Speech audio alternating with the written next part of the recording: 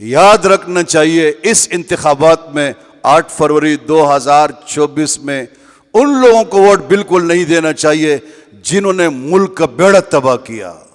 آپ لوگ سمجھ رہے ہیں صاحب؟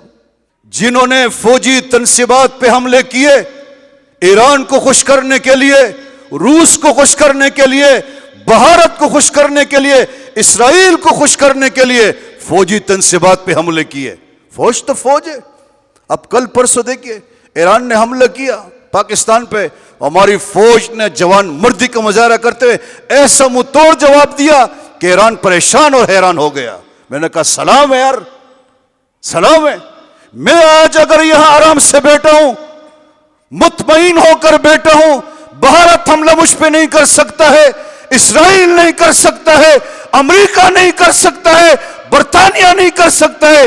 ایک وجہ ہماری پاکستان کی فوج ہے، سرحدوں پہ بیٹھی ہوئی ہے. آج تم سرحدوں سے فوج اٹھاؤ پھر تماشا دیکھو، یہ پاکستان ختم ہو جائے گا. ایسا ہے کہ نہیں ہے؟ نمبر 2، ان کو ووٹ نہیں دینا جنہوں نے پیغمبر صلی اللہ علیہ وسلم کی عزت و ناموس پہ حملہ کیا ہے.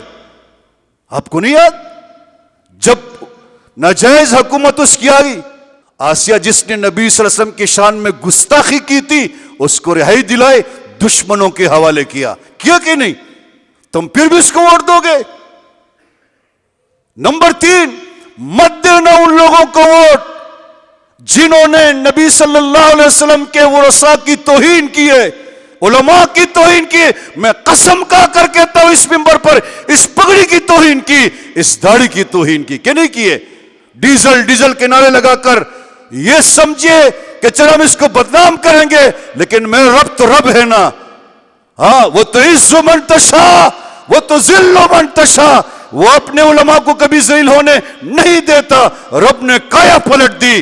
آج علماء سرخرو ہے، آج علماء سینہ تان کے چل رہے، آنکھیں اٹھا کے چل رہے. اور جن علماء کی توہین کی ہے، کوئی ادھر روپوش ہے، کوئی ادھر روپوش، کوئی جیل میں پڑا ہے، کوئی رو رہا ہے، کوئی چیخ رہا ہے، کوئی چلا رہا ہے.